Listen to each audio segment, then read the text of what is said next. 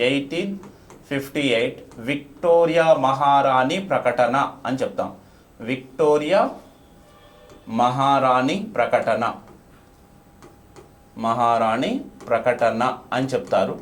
అయితే ఈ విక్టోరియా మహారాణి ప్రకటన రావడానికంటే ముందు అసలు భారతదేశంలో ఏం జరిగింది అంటే, భారతదేశంలో ఈస్ట్ ఇండియా కంపెనీ యొక్క పాలనను రద్దు చేయడానికి ప్రధానమైనటువంటి కారణం ఏంటిది అనేది కావాలి. అంటే ఇక్కడ 1858 భారత ప్రభుత్వ చట్టం అనొచ్చు, లేదా 1858 విక్టోరియా మహారాణి ప్రకటన అని కూడా చెప్పొచ్చు. అయితే ఈ రెండింటికంటే విక్టోరియా మహారాణి ప్రకటన రావడానికంటే ముందు మనకి 1857లో సిపాయిల తిరుగుబాటు అనేటువంటిది జరిగింది. 1857లో సిపాయిల తిరుగుబాటు జరిగింది. అయితే ఈ సిపాయిల తిరుగుబాటు కంటే ముందు వాస్తవానికి 1857లో సిపాయిల తిరుగుబాటు అని చెప్తున్నాం. అయితే ఈ సిపాయిలు అని ఎవరిని పిలుస్తారంటే, బ్రిటిష్ సైన్యంలో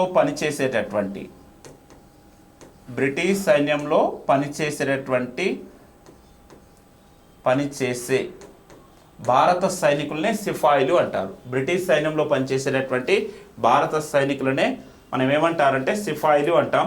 అయితే ఇక్కడ సిపాయిల తిరుగుబాటు అనేటువంటిది 1857లో జరిగింది అనుకుంటాం. అయితే ఈ 1857లో సిపాయిల తిరుగుబాటు జరగడానికంటే ముందే మనకి 1857లో సిపాయిల తిరుగుబాటు జరగడానికంటే ముందు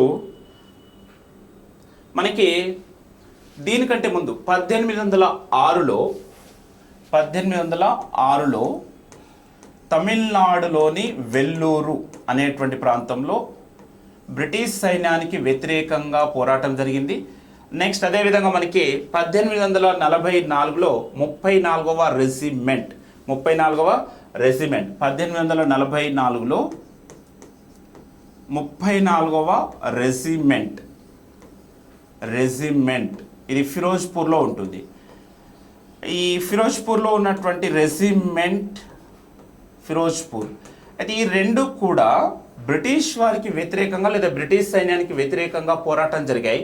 కానీ ఈ రెండు తిరుగుబాట్లు, ఏది 1806లో తమిళనాడులోని వెల్లూరులో జరిగినటువంటి తిరుగుబాటు కావచ్చు, నెక్స్ట్ 1844లో 34వ రెజిమెంట్ అంటే ఫిరోజ్పూర్లో జరిగినటువంటి తిరుగుబాటు కావచ్చు, ఈ రెండు కూడా 1857లో జరిగినటువంటి సిపాయిల తిరుగుబాటు పొందినటువంటి ప్రాధాన్యతని పొందలేకపోయాయి. ఈ రెండు కూడా పొందలేకపోయాయి. అంటే కారణం ఏంటిదంటే, సో ఇక్కడ 1857 సిపాయిల తిరుగుబాటు జరగడానికి ప్రధానంగా 4 కారణాలు చెప్పొచ్చండి. ప్రధానంగా 4 కారణాలు. ఒకటి రాజకీయ కారణాలు.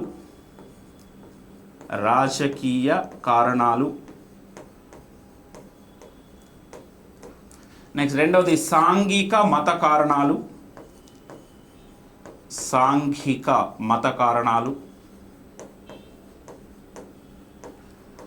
నెక్స్ట్ మూడవది ఆర్థిక కారణాలు.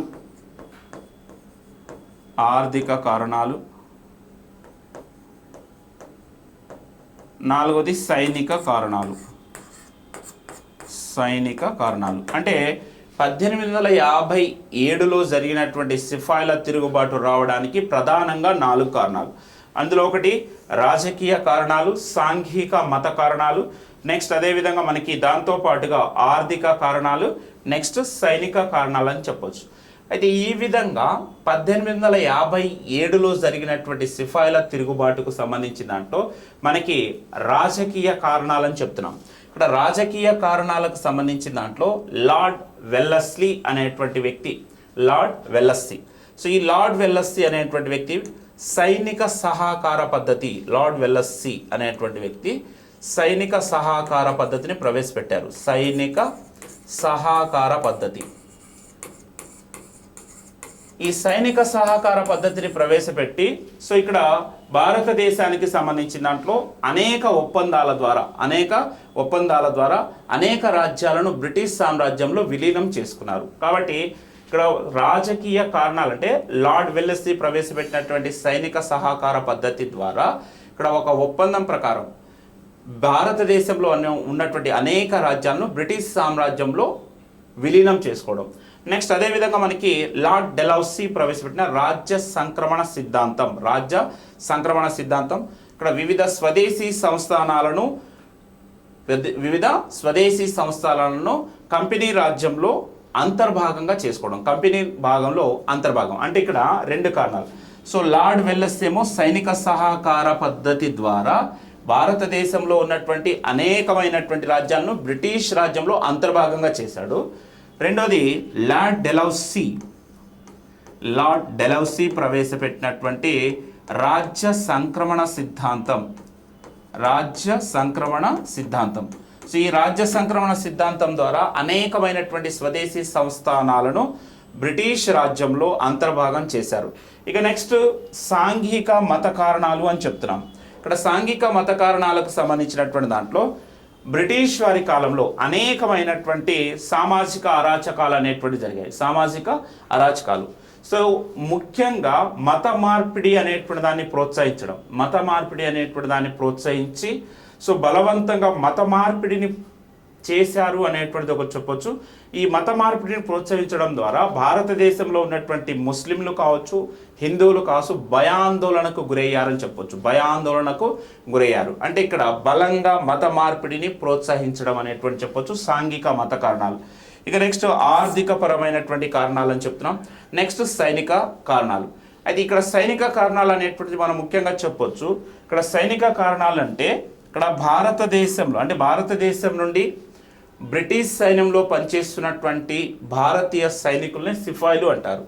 అయితే వీరంతా కూడా ఎవరి కోసం పనిచేస్తున్నారు? బ్రిటిష్ సైన్యం కోసం పనిచేస్తున్నారు. అయితే ఇక్కడ బ్రిటిష్ సైన్యంలో పనిచేస్తున్న భారత సైనికులకి అదేవిధంగా బ్రిటిష్ సైనికులకు చెల్లించేటటువంటి వేతనాలు కావచ్చు, ప్రమోషన్స్ కావచ్చు, ఇతర రంగాలకు సంబంధించిన దాంట్లో అనేకమైనటువంటి వ్యత్యాసాలు ఉండడం, దీంతో భారత సైనికులు బ్రిటిష్ వారికి వ్యతిరేకంగా పోరాటం చేశారు. ఆ విధంగా పోరాటం చేసినటువంటి దాంట్ని సిపాయిల తిరుగుబాటు అని చెప్తాం. సిపాయిల తిరుగుబాటు.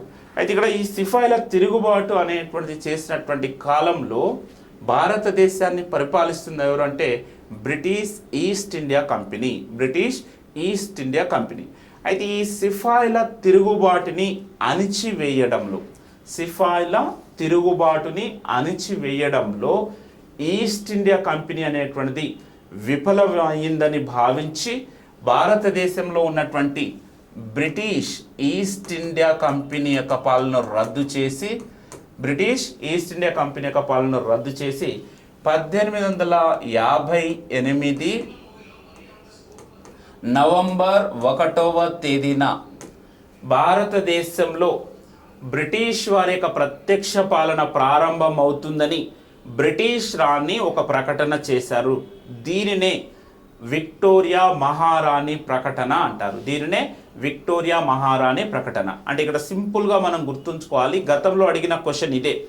భారతదేశంలో బ్రిటిష్ ఈస్ట్ ఇండియా కంపెనీ యొక్క పాలన ఏ రోజున రద్దయింది అంటే 1858 నవంబర్ 1. లేదా ఇంకొక విధంగా అడగొచ్చు, భారతదేశంలో బ్రిటిష్ వారి యొక్క ప్రత్యక్ష పాలన ఏ రోజు నుండి ప్రారంభమైందంటే 1858 నవంబర్ 1వ తేదీన. కాబట్టి భారతదేశంలో బ్రిటిష్ వారి యొక్క ప్రత్యక్ష పాలనను చేపడుతూ బ్రిటిష్ రాణి ఒక ప్రకటన చేశారు. దీనిని విక్టోరియా మహారాణి ప్రకటన అంటారు. సో ఇక్కడ 1858 నవంబర్ 1వ తేదీ నుండి భారతదేశంలో బ్రిటిష్ వారి యొక్క ప్రత్యక్ష పాలన అనేటువంటిది ప్రారంభమైంది. కాబట్టి దీనినే విక్టోరియా మహారాణి ప్రకటన లేదా భారత ప్రభుత్వ చట్టం అని కూడా పిలవచ్చు. భారత ప్రభుత్వ చట్టం. కాబట్టి ఈ చట్టంలో ఏదైతే ప్రధానమైనటువంటి అంశాలు ఉన్నాయో వాటిని చూద్దాం.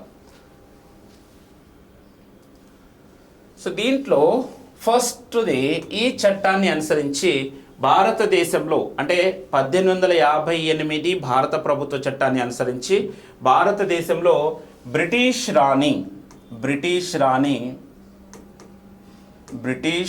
రాణి భారత సామ్రాజ్ఞి అనే బిరుదును పొందారు. భారత సామ్రాజ్ఞి అనే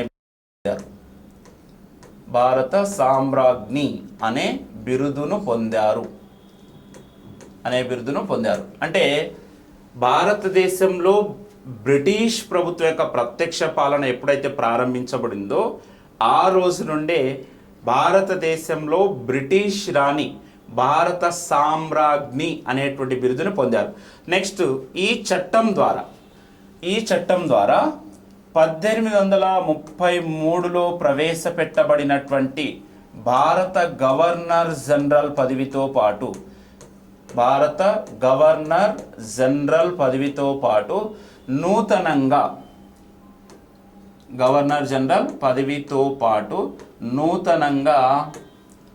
భారత వైస్రాయ్ అనేటువంటి పదవిని ఏర్పాటు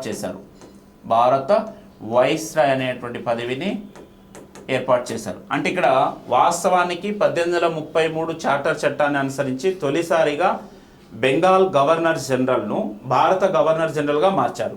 సో ఈ చట్టం ద్వారా ఏం చేశారంటే 1833లో ఏర్పాటు చేయబడినటువంటి భారత గవర్నర్ జనరల్ పదవితో పాటుగా నూతనంగా భారత వైస్రాయ్ అనేటువంటి పదవిని ఏర్పాటు చేశారు. కాబట్టి ఇక్కడ మనకు అనుమానం లేదా డౌట్ రావచ్చు, సార్ భారత గవర్నర్ జనరల్ పదవి అనేటువంటి పదవిని ఒకరు అండ్ వైస్రాయ్ అనేటువంటి పదవిని ఒకరు అంటే వేరువేరుగా ఉంటారా అంటే లేదండి. ఇక్కడ భారత గవర్నర్ జనరల్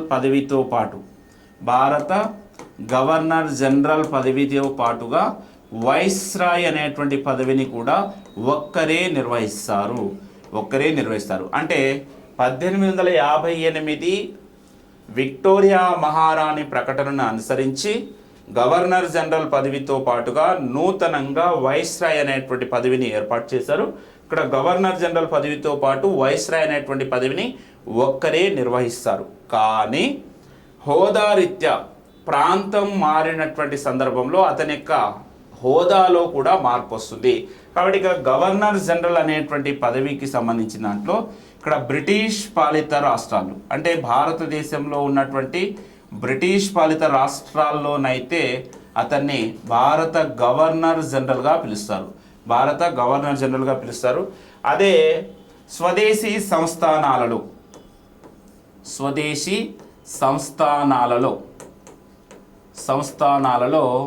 బ్రిటిష్ రాజు లేదా రాణి యొక్క అధికార ప్రతినిధిగా వైస్రాయ్ వ్యవహరిస్తారు.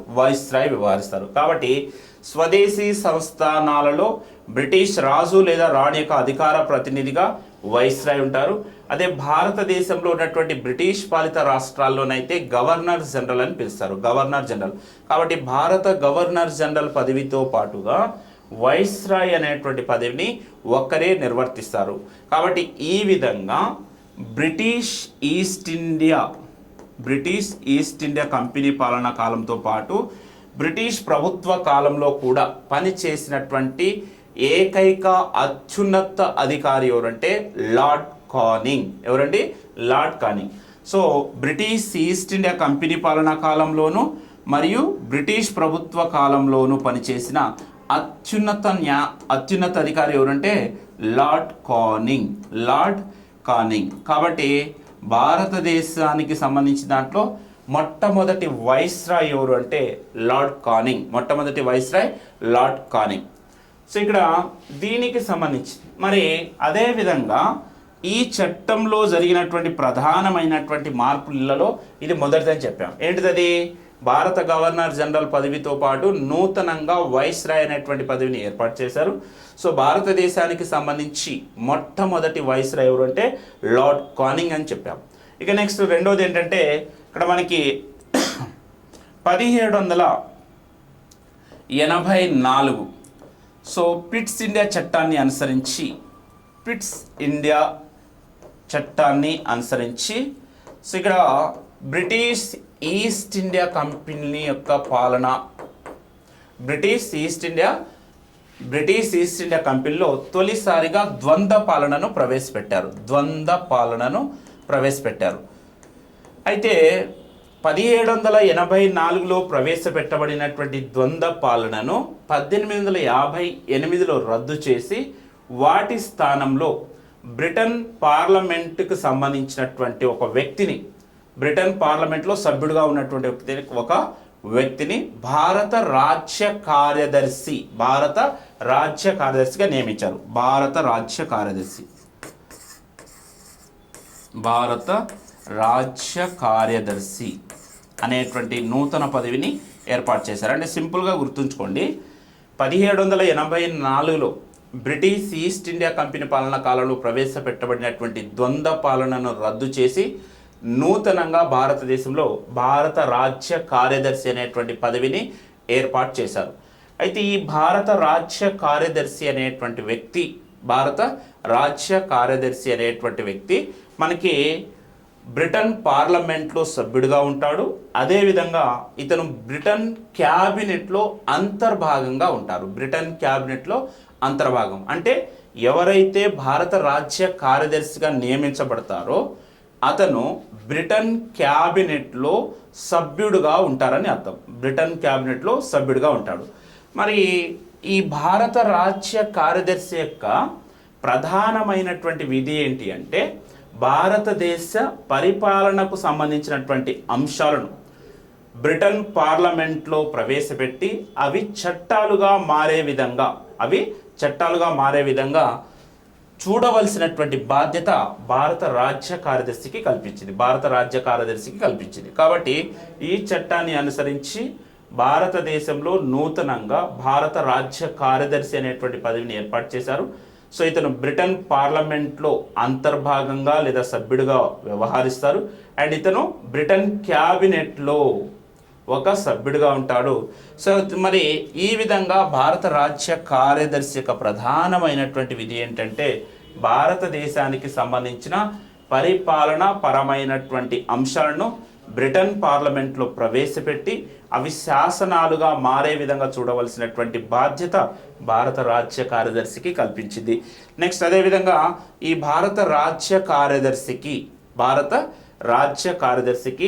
పరిపాలనలో సలహాలు సూచనలు ఇవ్వడం కోసం 15 మంది సభ్యులతో కూడినటువంటి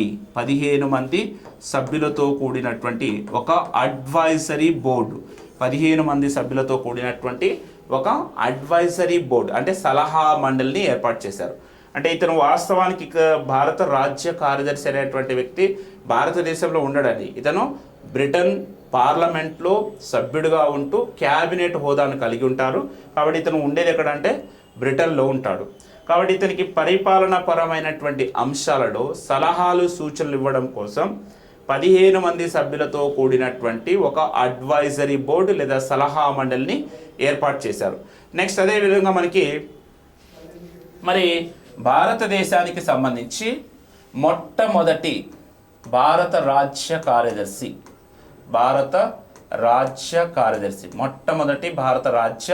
కార్యదర్శి ఎవరంటే లార్డ్ స్టాన్లీ. చాలాసార్లు అడిగినటువంటి క్వశ్చన్. సో చాలా బుక్లలో చార్లెస్ వుడ్ అని ఉంటుంది. సో ఆప్షన్ని జాగ్రత్తగా చూడాలి. అంటే భారతదేశ మొట్టమొదటి భారత రాజ్య కార్యదర్శి ఎవరు అన్నప్పుడు సో ఆప్షన్ అనేటువంటి దాంట్లో లార్డ్ స్టాన్లీ అనేటువంటి ఆప్షన్ ఉంటే స్టాన్లీ పెట్టాలి. ఒకవేళ లార్డ్ స్టాన్లీ లేకుండా చార్లెస్ వుడ్ అనేటువంటి ఆప్షన్ని సరైనదిగా భావించాలి. కాబట్టి 2 పేర్లు ఇచ్చారనుకో ఫస్ట్ ప్రయారిటీ లార్డ్ స్టాన్లీకి ఇవ్వాలి. నెక్స్ట్ భారతదేశ 2వ రాజ్య కార్యదర్శి Charles would.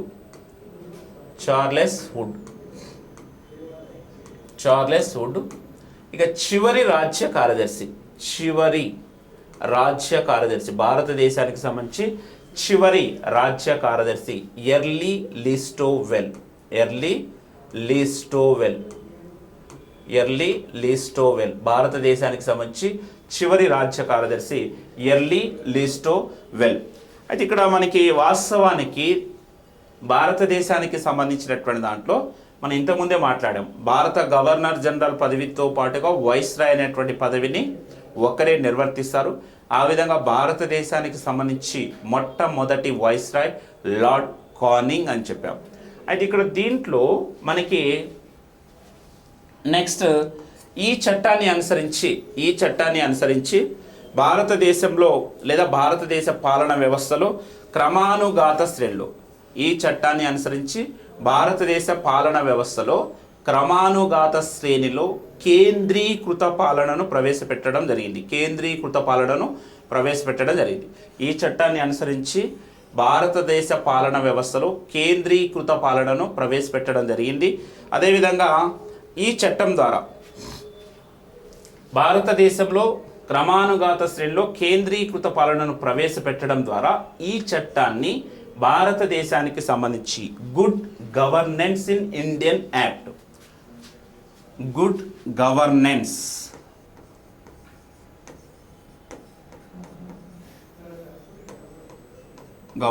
In Indian act అని పిలుస్తారు. చాలాసార్లు అడిగాడు ఏ చట్టాన్ని భారతదేశానికి సంబంధించి గుడ్ గవర్నెన్స్ ఇన్ ఇండియన్ యాక్ట్గా పిలుస్తారని.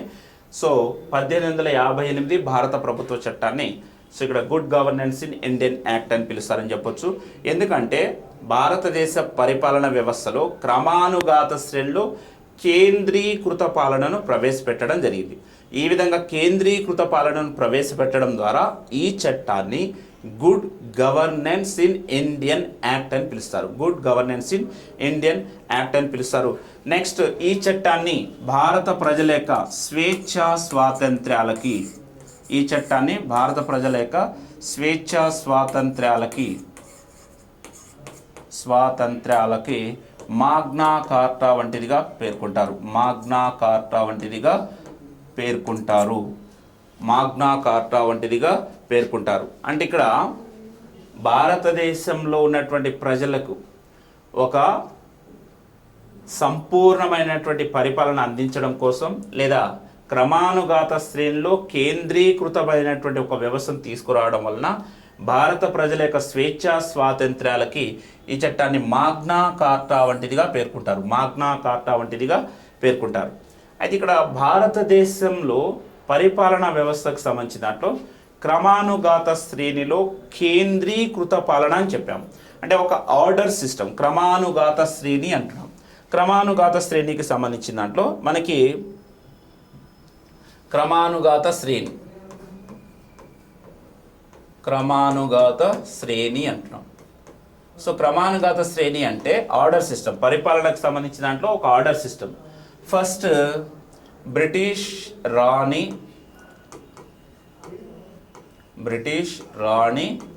లేదా రాజు, నెక్స్ట్ భారత రాజ్య కార్యదర్శి,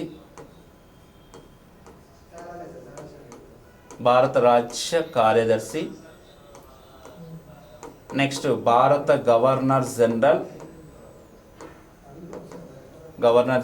come viceroy, next governor, collector, next తాలూకా అధికారి,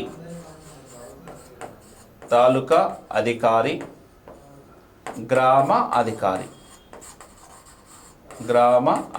అంటే చూడండి, భారతదేశానికి సంబంధించి భారతదేశ పరిపాలన వ్యవస్థలో క్రమానుగత శ్రేణిలో కేంద్రీకృత పాలనను ప్రవేశపెట్టారు. ఈ విధంగా కేంద్రీకృత పాలనను ప్రవేశపెట్టడం ద్వారా ఈ చట్టాన్ని good governance in Indian act అని పిలుస్తారు. అయితే ఇక్కడ బ్రిటిష్ రాణి అనేటువంటి వ్యక్తి సో లండన్లో ఉంటారు. సో ఇక్కడ భారతదేశ పరిపాలనలో ఏదైనా అంటే ఒక సంస్కరణలు లేదా శాసనాలు రావాలి అనుకున్నప్పుడు అంతిమంగా ఆమోదించవలసిన బాధ్యత రాణిలు ఉంటుంది. అదే రాజ్య కార్యదర్శి, ఇతను బ్రిటన్ పార్లమెంట్లో క్యాబినెట్ హోదాను కలిగి ఉంటాడు. భారతదేశ పరిపాలనకు సంబంధించిన అంశాలను బ్రిటన్ పార్లమెంట్లో ప్రవేశపెట్టి అవి శాసనాలుగా మారే విధంగా చూడవలసిన బాధ్యత భారత రాజ్య కార్యదర్శికి ఇచ్చింది. నెక్స్ట్ గవర్నర్ జనరల్, భారతదేశంలో అత్యున్నతమైనటువంటి వ్యక్తి.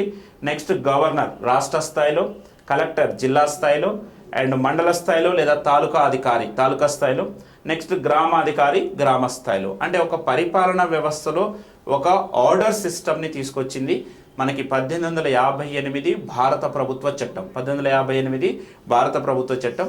కాబట్టి గ్రామ అధికారి అంటున్నాం, తాలూకా అధికారి గ్రామాధికారి. అంటే ఇక్కడ తాలూకా మీన్స్ మండల్ అండ్ గ్రామ స్థాయిలో గ్రామాధికారి ఉంటారు. నెక్స్ట్ అదేవిధంగా మనకి ఈ చట్టాన్ని అనుసరించి మనకి లా కమిషన్ యొక్క సిఫార్సులను అనుసరించి లా కమిషన్ యొక్క సిఫార్సుల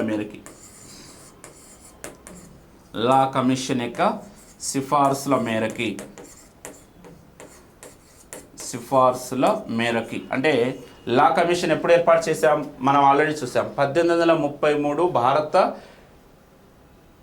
చార్టర్ చట్టం. చార్టర్ చట్టం ఏదైతే ఉందో ఆ చార్టర్ చట్టం ప్రకారం ఏం చేశారంటే లా కమిషన్ అనేటువంటి దాన్ని ఏర్పాటు చేశారు.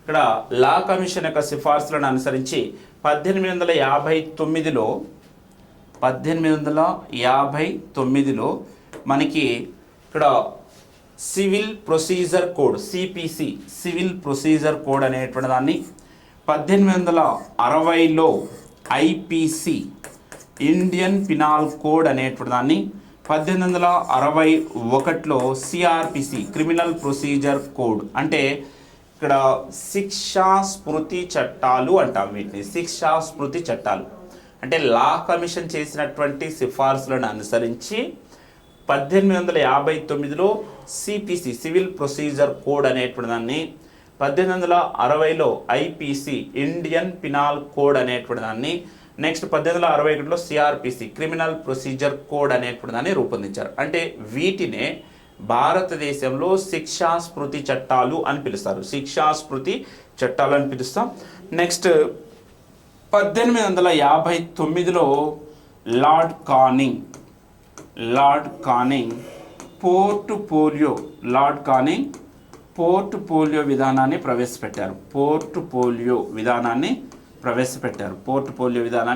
ప్రవేశపెట్టారు. అంటే ఇక్కడ 1858 విక్టోరియా మహారాణి ప్రకటనను అనుసరించి మనకి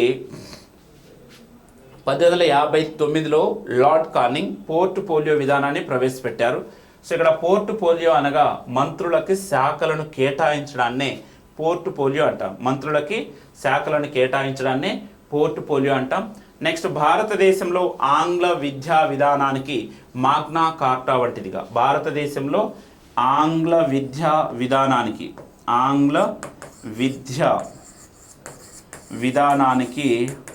మాగ్నా కార్టా వంటిదిగా వుడ్స్ డిస్పాచ్ని పెట్టుకుంటారు. వుడ్స్ డిస్పాచ్ భారతదేశంలో ఆంగ్ల విద్యా విధానానికి మాగ్నా కార్టా వంటిదిగా వుడ్స్ డిస్పాచ్ని పేర్కొంటాం. నెక్స్ట్ భారతదేశంలో ఆంగ్ల విద్యా విధానానికి దిశలను నిర్దేశించింది లార్డ్ మెకాలే. భారతదేశంలో ఆంగ్ల విద్యా విధానానికి దిశలను నిర్దేశించినది లార్డ్ మెకాలే. కాబట్టి 1858 విక్టోరియా మహారాణి ప్రకటనకు సంబంధించినటువంటి దాంట్లో అంశాలు ఇవేనండి. సో ఇక్కడ మనకి బాగా ఇప్పటివరకు అడిగినటువంటి క్వశ్చన్స్ ఏంటంటే భారతదేశంలో బ్రిటిష్ వారి యొక్క ప్రత్యక్ష పాలన ఏ రోజున ప్రారంభించబడిందంటే 1858 నవంబర్ 1. నెక్స్ట్ ఈ చట్టాన్ని అనుసరించి భారతదేశంలో బ్రిటిష్ రాణి పొందినటువంటి బిరుదు భారత సామ్రాజ్ఞి అనేటువంటి బిరుదును పొందింది. అదేవిధంగా ఈ చట్టాన్ని అనుసరించి భారత గవర్నర్ జనరల్ పదవితో పాటుగా నూతనంగా వైస్రాయ్ అనేటువంటి పదవిని ఏర్పాటు చేశారు. నెక్స్ట్ అదేవిధంగా ఈ చట్టాన్ని అనుసరించి ఈస్ట్ ఇండియా కంపెనీలో ఉన్నటువంటి ద్వంద్వ పాలన రద్దు చేసి నూతనంగా భారత రాజ్య కార్యదర్శి అనేటువంటి పదవిని ఏర్పాటు చేశారు. సో ఆ విధంగా మొట్టమొదటి భారత రాజ్య కార్యదర్శి లార్డ్ స్టాన్లీ. సో రెండో వ్యక్తి చార్లెస్ వుడ్, చివరి వ్యక్తి ఎర్లీ లీస్టో వెల్ అని చెప్తాం. నెక్స్ట్ అదేవిధంగా ఈ చట్టాన్ని అనుసరించి భారత రాజ్య కార్యదర్శికి పరిపాలనలో సలహాలు సూచనలు ఇవ్వడం కోసం 15 మంది సభ్యులతో కూడినటువంటి ఒక సలహా మండలిని ఏర్పాటు చేశారు. నెక్స్ట్ అదేవిధంగా మనకి భారతదేశ పాలన వ్యవస్థలో క్రమానుఘాత శ్రేణిలో కేంద్రీకృత పాలనను ప్రవేశపెట్టడం జరిగింది. ఈ విధంగా కేంద్రీకృత పాలనను ప్రవేశపెట్టడం వలన ఈ చట్టాన్ని భారతదేశానికి సంబంధించి good governance in Indian act అని పిలుస్తాం. నెక్స్ట్ అదేవిధంగా మనకి ఈ మూడవ దశలో ఉన్నటువంటి దాంట్లో విక్టోరియా మహారాణి ప్రకటన 1858కి సంబంధించినటువంటి అంశాలు.